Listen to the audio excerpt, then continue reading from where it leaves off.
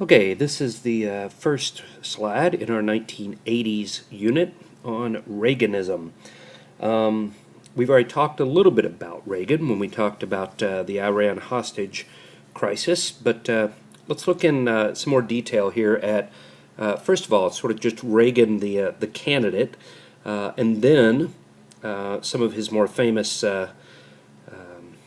aspects of being president, particularly Reaganomics. So, let's start with the fact that Ronald Reagan liked to sort of he saw himself as the champion of the common man. He campaigned against big government, that government was too involved in state and local affairs. They needed to get out of people's business. Right?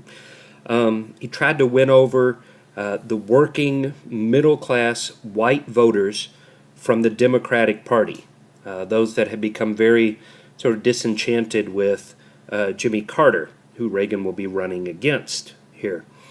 Now, to understand Reagan, you got to understand sort of his background. He doesn't come from politics. Reagan is he gets his start. He's an entertainer, basically.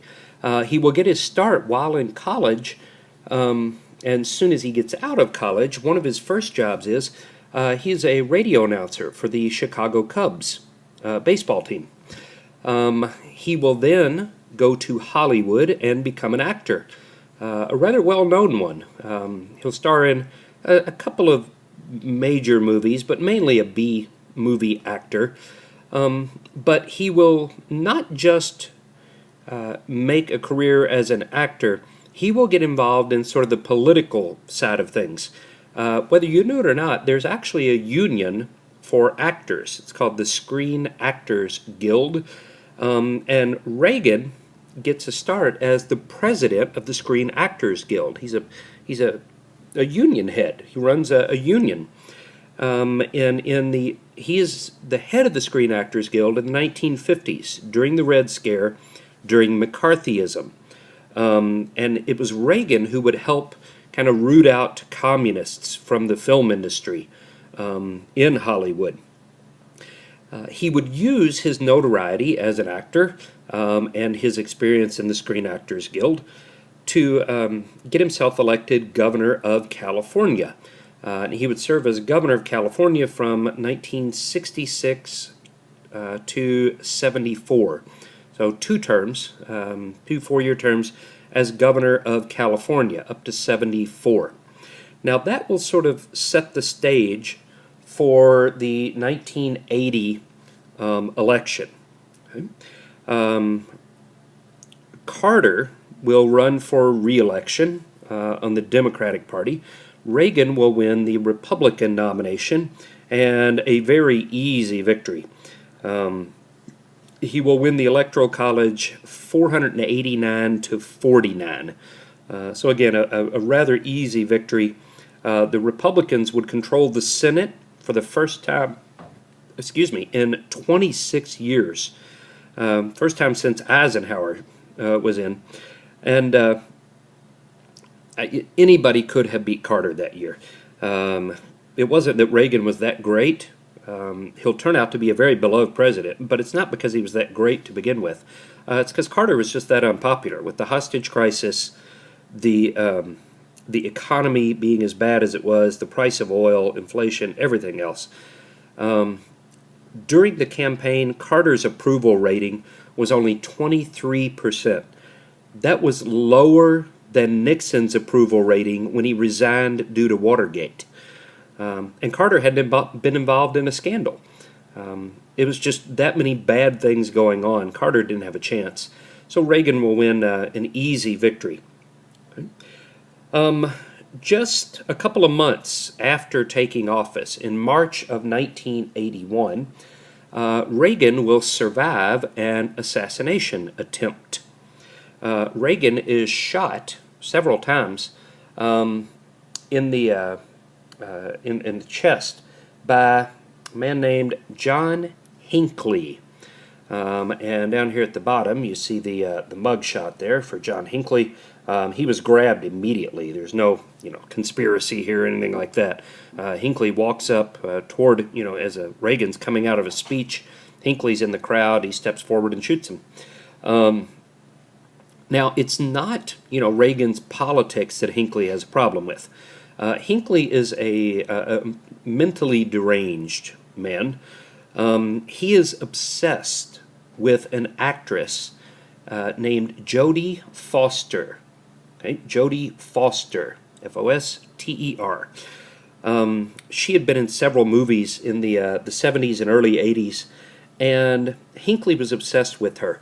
And he had wrote her letters and sent her gifts, and he was convinced that the only reason Jodie Foster did not love him back was the fact that he was not famous enough for an actress. So he figures, what can I do to make myself famous enough that Jodie Foster will love me? And he comes up with, I can shoot the president. Again, a mentally deranged man. He will go to a mental institution, and in just last year, 2015, I believe, is released from his mental institution and prison. Okay? He's served his time. Reagan will be very popular during his terms in office, and we'll talk about why here in just a minute. But just to finish off his elections here, Reagan in 1984 will run for re-election. The Republicans will nominate him very easily, and he will run against a Democrat, Carter's vice president, Walter Mondale. But Walter Mondale is not the big name on the Democratic ticket. The big name on the Democratic ticket running against Reagan and George H.W. Bush, the elder, the father, the big name on the Democratic ticket is Geraldine Ferraro. She's a woman. This would be the first time that a woman had been nominated as a vice presidential candidate for one of the two major parties. The Democrats are desperate. They know they have very little chance to beat Reagan, and nominating a woman is the hopes that women will show up in huge numbers and vote Democrat because there's a woman running for vice president. It doesn't work. Reagan will have an even easier win in 84 than he did in 80. What's the numbers? 525 to 13 in terms of electoral college. So this is a huge runaway victory for Reagan, and he'll be reelected to his second term. Now, one of the reasons that Reagan is so popular is his economic policy. It's known as Reaganomics. Okay?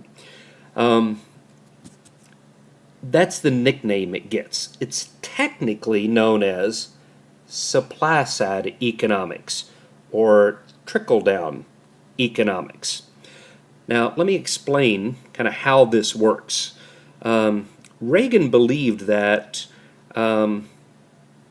if you allowed the wealthy to keep more of their money, so lower taxes. Reagan was a big tax cut guy. If you allowed the rich to keep more of their money, they would take that money and put it back into their businesses and grow their businesses. Because what do the rich want more than anything else? They want to be richer. They want more money. And the way to do that is to grow your company. So remember, he inherits an economy of high unemployment, high inflation. He's got to get people back to work. So his theory is that if you allow the rich to keep more of their money, they'll take that money and put it back into their businesses. They'll grow their business. They'll hire more people, so more people will get jobs. In order to keep good employees, you'll pay them more, so people will get raises. And if they make more money, they're going to spend that money. It's known as trickle-down economics, because if you think of this as a pyramid, at the top you have the rich few business owners. At the bottom you have the workers. And in the middle you have sort of middle management and the middle class. Okay? That the theory is trickle down. if you allow the people at the top to save their money, all that money, if you think of it as a pyramid, all that money will trickle down or flow down to every level of the pyramid. And eventually, everybody in the pyramid sees more money. The money will trickle down. The meme that you see here, Reaganomics, everybody laughing. Here's Reagan over here. There's Vice President Bush there. These are cabinet members, I'm sure, all drinking champagne. Reaganomics. We told them the wealth would trickle down. Ha ha ha ha ha ha. Very funny. And for some it did, okay? But not for everybody. Reaganomics did not work for everyone. It worked for most people. The rich got richer. The middle class did really, really well for themselves. But the poor got poorer. Because the only way trickle-down economics works is if you are somewhere in the pyramid, in the flow of the money. You have to have a job. If you are unemployed, if you are poor in the 80s, you are going to get poorer. Right? Because Reagan also believes in cutting taxes.